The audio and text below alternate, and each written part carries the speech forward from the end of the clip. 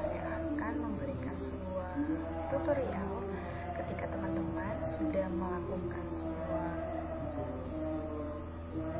rehabilitas pada G-form yang kalian lakukan, seperti untuk melakukan penelitian dari pertanyaan-pertanyaan yang kalian buat.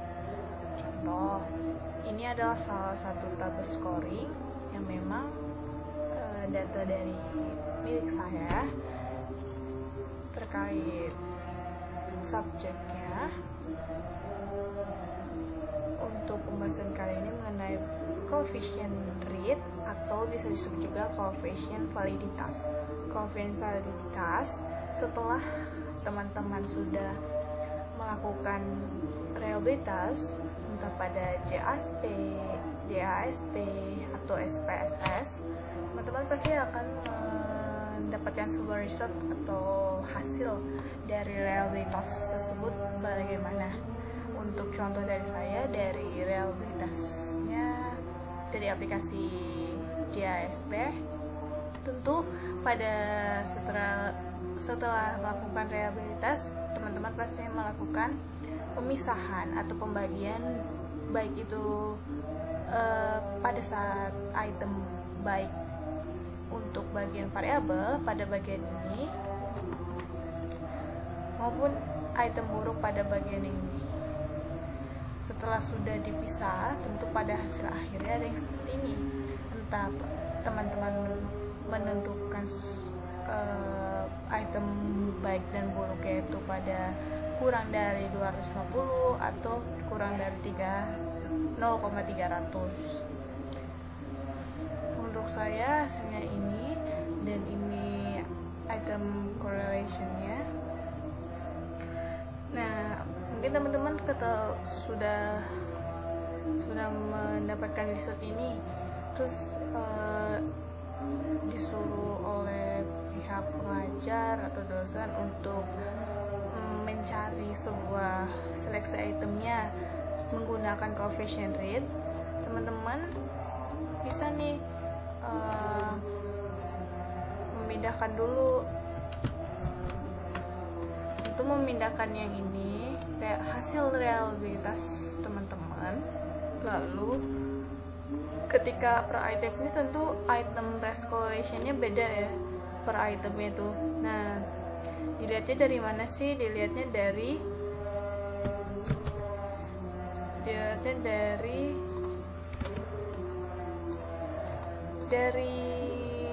per aspek yang teman-teman buat. Contoh, pada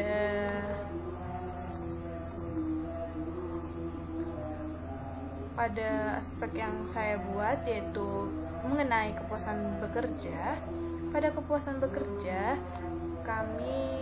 saya pada poin gaji ada item semula itu 5, item buruk itu 1, item baik ada 4. Tentu coefficient rate-nya dilihat dari mana sih? Teman-teman bisa nih melihat coefficient RIT atau bisa disebut juga validitas pada bagan teman-teman yang di blueprint, baik itu pembedaan unfavorable atau favorable. Kalau saya pada bagian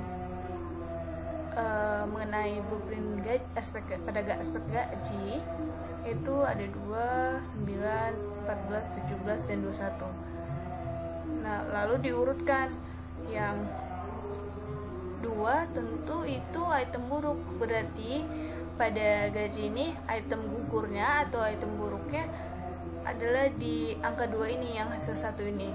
Nah, berarti yang sisanya ada 4 item ini berarti yang baik. Tadi kan 2, 9, 14, 17, 21. Pada angka 9, teman-teman bisa lihat 0,651. Pada item 14, 0,544. Pada item 17, 0,472. Pada item 21, 0,26. Jadi menyusun coefficient rate-nya atau coefficient validitasnya kayak gimana sih? Nah, dilihatnya dari angka Maka nol paling terkecil pada aspek gaji itu untuk soal teman-teman tuh berapa yang paling kecil?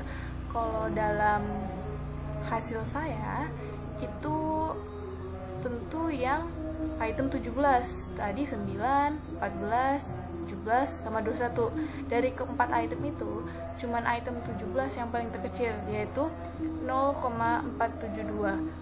Nah, 0,472 ini bisa teman-teman catat dulu nih. Oh, yang paling kecil 0,472 sampai berapa dari 4 angka yang termasuk item baik itu?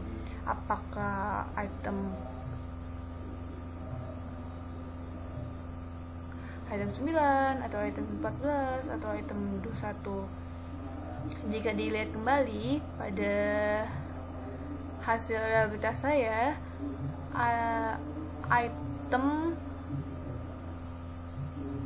item nomor 9 adalah item yang paling bagus. Jadi tadi itu item 17 yang paling terkecil untuk aspek pada bagan blueprint, termasuk bagian seleksi item yang pada bagian aspek gaji, yaitu 0,472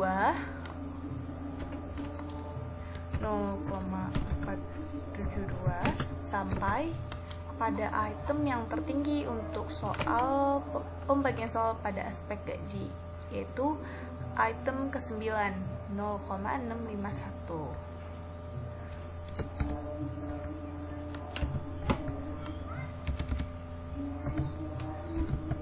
Hal ini termasuk juga nih untuk aspek-aspek yang lain, seperti contohnya di aspek yang pertama itu real gaji.